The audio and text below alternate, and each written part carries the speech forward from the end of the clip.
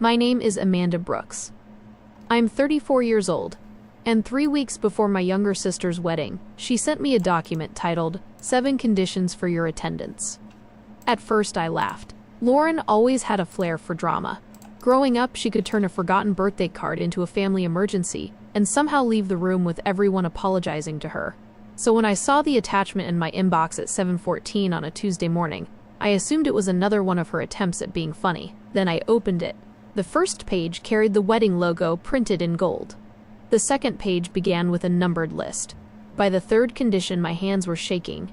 At the bottom, Lauren had written one sentence: complete every condition by Friday evening. Otherwise, please don't attend my wedding. I refuse to let anyone ruin the happiest day of my life. Our parents were copied on the email. Neither of them objected. My mother responded 16 minutes later. Sweetheart, these requests are reasonable considering everything Lauren has been through. Please don't make this difficult. My father simply replied, we're counting on your maturity. That was it. No one asked whether the conditions were fair. No one questioned why a wedding invitation suddenly looked like a legal contract. No one wondered why the older daughter, who had spent her entire life cleaning up everyone else's mess, was now being told she had to earn the right to attend her own sister's wedding. Lauren wanted money. She wanted property. She wanted my public humiliation. And buried inside the documents, she wanted something far more dangerous than all three. Something she hoped I would sign without reading. She believed I would. Because for 34 years, I always had. But before I tell you what happened after I opened that email, and why my sister's wedding ended with police investigators collecting evidence instead of guests cutting the wedding cake, I want to ask you something. Where are you watching from today? What time is it where you are? And if your own family handed you a list of conditions just to be included, how many would you accept before finally saying no? My sister's name is Lauren Brooks. She's 4 years younger than me. If you asked anyone outside our family to describe her, they'd probably say she was charming, confident, funny, the kind of woman who could walk into a room full of strangers and leave with 10 new friends before dinner. They wouldn't be wrong. Lauren was all of those things. What they wouldn't know was that she had spent most of her life believing charm could replace accountability, because someone had always made sure it did. Usually our parents. Sometimes me. Looking back now, I think everything started the year I turned 15. Lauren was 11. She accidentally shattered the front window of our elderly neighbor's house while showing off with a baseball bat. She panicked, ran home crying. When Mr. Harrison knocked on our front door asking what had happened, my mother looked at me before she looked at Lauren. Amanda, she said quietly, you're older. Just tell him you were practicing. I stared at her. But I wasn't even outside. I know. It wasn't me. I know. She placed a hand on my shoulder. You're mature enough to handle this. Lauren isn't. That sentence became the soundtrack of my childhood. You're mature enough. You're responsible enough. You're stronger. You're older. You understand, Lauren cried. I apologized. Lauren made mistakes. I fixed them. Lauren was protected. I became convenient. At 15, I believed that was what older sisters were supposed to do. At 25, I still believed it. By 34, I finally understood that being dependable and being disposable are not the same thing. Unfortunately, my family had never learned the difference. After college, I built a career in corporate finance in Seattle. Nothing glamorous. I wasn't a millionaire. I wasn't one of those executives who flew first class every weekend. But I was careful. I invested. I avoided debt. I bought a modest house before turning 30. People assumed my life was exciting because I earned a comfortable salary. The truth was much simpler. I planned. Lauren did not. She jumped from one business idea to another. An online boutique. A luxury candle company. A wedding planning startup. A social media consulting agency. Every project began with enormous enthusiasm.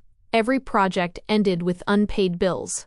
Each time my parents explained why none of it was really her fault. The economy, the timing, the investors, the market. Never Lauren, never. Then she met Ethan.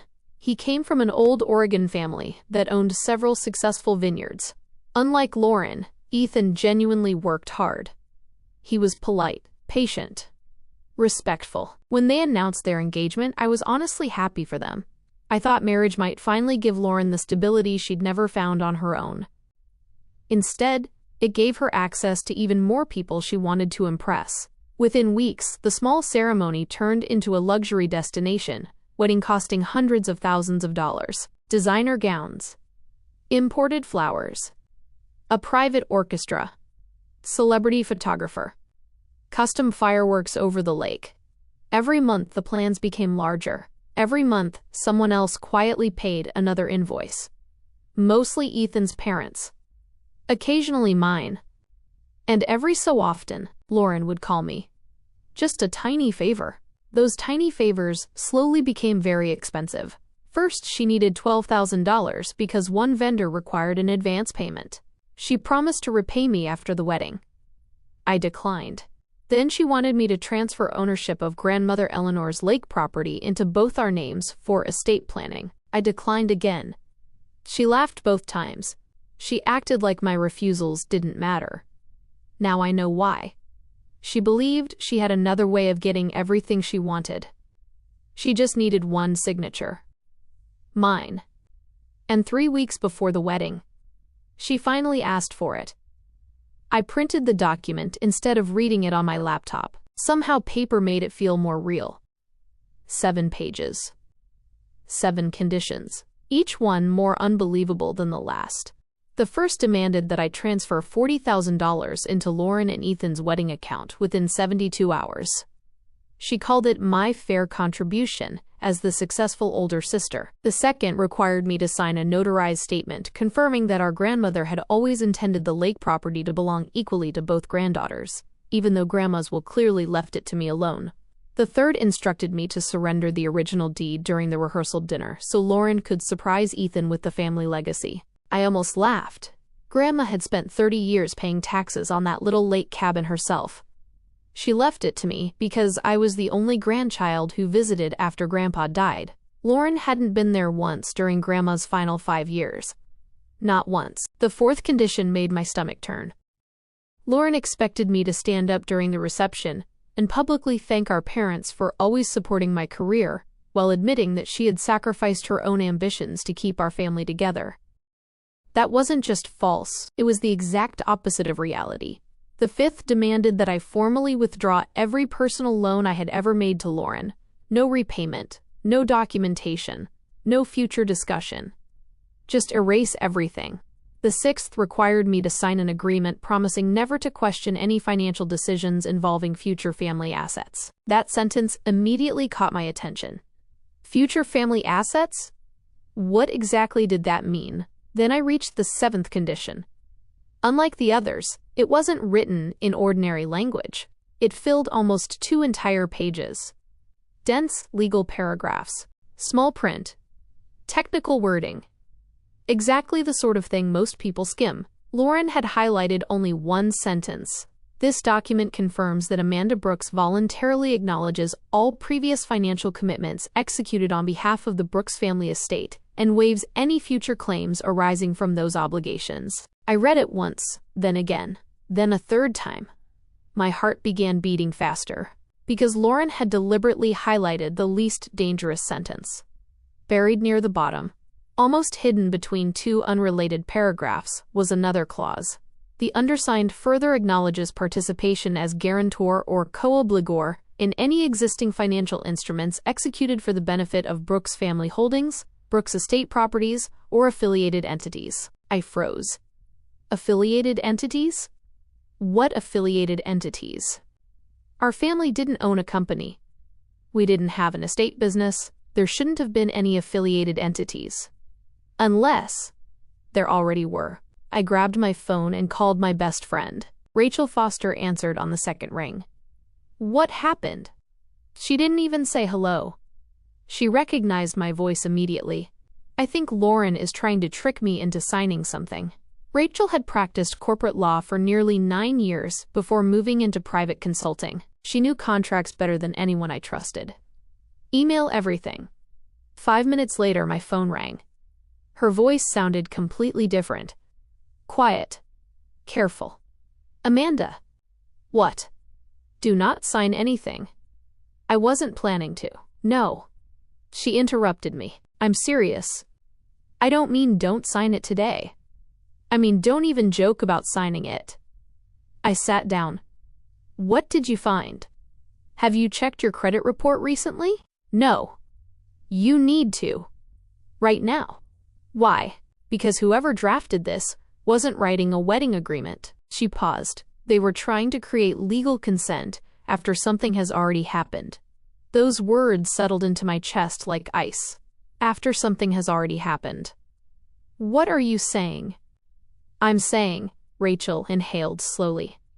I think someone may already be using your name. Silence filled my kitchen. For several seconds I couldn't even answer. Finally, I whispered, no. Rachel didn't argue. She simply said, open your laptop. I logged into my credit accounts while she stayed on speaker. Mortgage. Normal. Credit cards. Normal. Savings line. Normal. For a moment I almost laughed at myself. Maybe we'd overreacted. Maybe Lauren had simply hired an overly dramatic attorney. Then I noticed something neither of us recognized. One inquiry. 8 months old. Business lending. Applicant, Silver Oak Heritage, LLC. I frowned. I've never heard of this company. Rachel became very still. Click it. I opened the details. Business financing. Approved. Personal guarantor review completed. My social security number. My previous address. My phone number. Every detail belonged to me. Except, I had never submitted the application. Rachel spoke before I could. Search the company. Within seconds, the state business registry appeared. Managing member, Lauren Brooks. Registered office, a downtown Portland address. Date of formation, 9 months earlier. I stared the screen. What is this? Rachel answered quietly. I don't know yet. But I know one thing. This has absolutely nothing to do with a wedding. For the first time since receiving Lauren's email, I stopped thinking about the ceremony. I stopped thinking about family drama. I stopped thinking about hurt feelings. Because suddenly, this wasn't about being invited to my sister's wedding. This was about someone using my identity. And deep inside, I had the terrifying feeling that the 7 conditions weren't the beginning of Lauren's plan. They were the final step. When I woke up the next morning, my phone showed 47 missed calls. 23 were from my mother. 9 were from my father. The rest came from relatives I hadn't spoken to in months. I didn't read a single message. Instead, I called Rachel. So, I asked quietly, is it over? She laughed softly. You have no idea. That was the first time I heard what had happened the night before. Just as Lauren had planned, the wedding host announced that my gift had arrived during the reception. She had personally asked for it to be placed in the center of the ballroom. She picked up the microphone herself. Smiling at nearly 200 guests, she said, despite our little disagreement, my sister finally decided to support the beginning of our new life together. The room erupted into applause. Lauren looked radiant. She was convinced the box contained a check. Or the deed to Grandma's lake house. Or at the very least, an apology. She lifted the lid. The first thing she saw was a single envelope with her name on it. Inside was one sentence. You wanted me to stop hiding the truth from our family. Here it is. Beneath the letter sat a thick black folder. Lauren opened the first document. The smile disappeared from her face. It was an independent forensic handwriting report confirming that the signatures on the loan documents had been forged. She turned to the next page. A formal notice from the bank confirming that an internal fraud investigation had already begun. The next. A copy of the civil lawsuit my attorney had filed. Then another. Printouts of Lauren's emails demanding that I sign the so-called wedding agreement weeks after the loans had already been approved. Then came the financial records. Every dollar borrowed using my identity had been traced. Luxury jewelry. A new SUV. A 2-week vacation in the Maldives. The down payment on a downtown condominium. Not one of those expenses had anything to do with building a future. They had paid for appearances. Then Ethan noticed another envelope. Across the front, in neat handwriting, were just 2 words. For Ethan. Lauren reached for it. He stopped her, then he opened it. Inside were copies of every document carrying my personal information. And a short letter. Ethan, I don't know what you've been told, but if you truly believe this wedding was built honestly, you deserve the truth before your lives become legally connected. I'm not asking you to believe me. Believe the documents.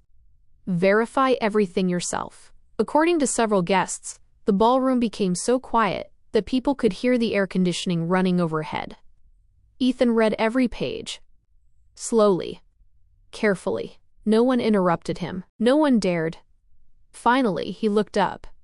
He stared directly at Lauren. Then he asked one simple question.